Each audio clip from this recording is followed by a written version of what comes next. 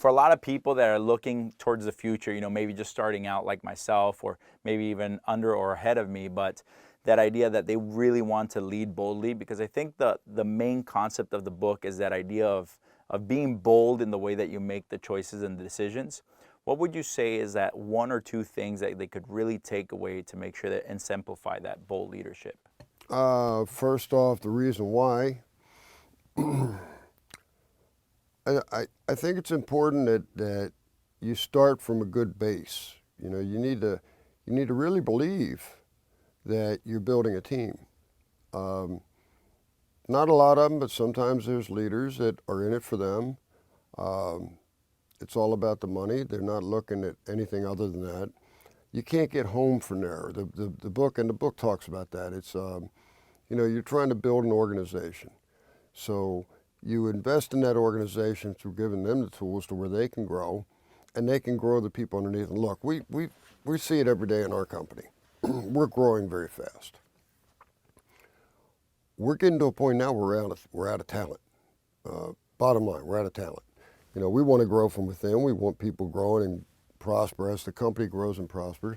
But you get to a point in growth where you're growing so fast, if the people on that next level down aren't growing at the same rate, and certainly the level underneath them, if they're not giving them tools to those people to help them grow up, you're going to run out of the most valuable thing you've got as a company, and that's human resource. So today, the most important thing you can do is build the people from within your corporation so that they continue to contribute to your growth in the corporation. So leading on that, obviously, there's this main thing that all humans sometimes battle with, is that greed, or that what's for me. How do you make sure these people do share to the ones bottom without the fear of maybe someone overstepping them? Well, reality is, some people you're not going to fix. That's you go in it, you give it to everybody, knowing not everybody's going to get it. I think what happens, particularly in our business, because we've tried to structure our business as a very measurement-based company, and we measure things like that. I think it starts there. I think the most important thing you have to do, if you take anything out of the book, take measurement.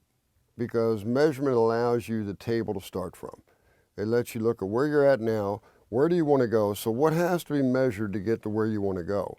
And then you're managing by results rather than by emotion, rather than by how I feel today, whether I like someone or dislike somebody. I think the first thing great leaders do is they treat the people they like as well as they treat the people they don't like, right?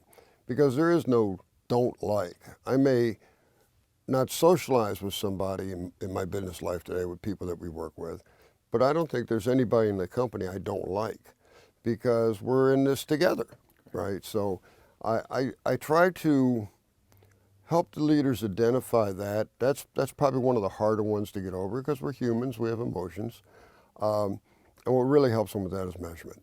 And when you apply measurements, then everything weeds itself out. How do you make sure people sometimes, when you're measuring things, it's natural to want to go backwards and you can't really fix the past. So how do you make sure people sort of say, all right, despite what I've been doing, I want to start today to change the future? You measure it. Say, okay, if that's the case, what are the metrics that we're looking for? And you can measure everything. Sometimes you have to be a little patient and look for what the measurement is. Human resources, how is this leader coaching somebody? Well, you can measure that. You can measure by who they're coaching, what's going on with those people. And you can measure what's happening with those people. And then you can help and tutor a little bit, mentor a little bit, the leader on, hey, this is what you're doing. This is what your expectation was. This is what's happening. Maybe we take a look at how you're doing this and we change that. It starts there. And if I do that with them, that's an example that we hope is going to pass on down to the next guy. Yeah, they'll learn from that. Yes, that's how you do it. And you do it. And I've had discussions, Brian, with leaders where I've said to them, if I'm talking to you like this, and you and I are doing this together, this is the way we're working together, and this is the way we're going, why wouldn't you do that with this guy that's underneath you? And it's amazing, you'll see a light come on and they'll realize, hey, maybe I'm not getting the result I want because I'm not doing it this way. So, you know, it's ongoing. Coaching never dies. Coaching is constant. You try to, the reason I use measurements is it lets me see when I'm sliding backwards. I slide backwards. You know, sometimes I get off point. I'm not putting my attention on the things that matter, right?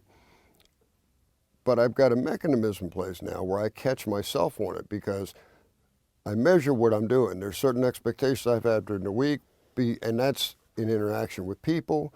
It's actual numbers being produced. It's in all areas. Yeah, because I was going to ask that. You know, obviously one of the things I struggle most is how do you measure yourself? You know, a lot of times it's easy to apply it towards others, but sometimes it's hard to see ourselves. So what are some of the things that you make sure to be able to measure yourself? Well, I see you growing in that area all the time. I mean, we have conversations and you make statements to me about what you did and then what happened and then what you saw, and you went back and did this again. You even made a statement to me, well, Jesus, you know, I woke up and realized I wasn't doing this the way that I was doing that.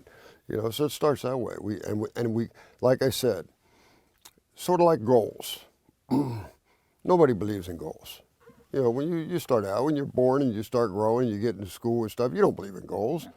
And your real belief in goals happens when you try it and it works, right? The first time you make that first one, you're like, wow.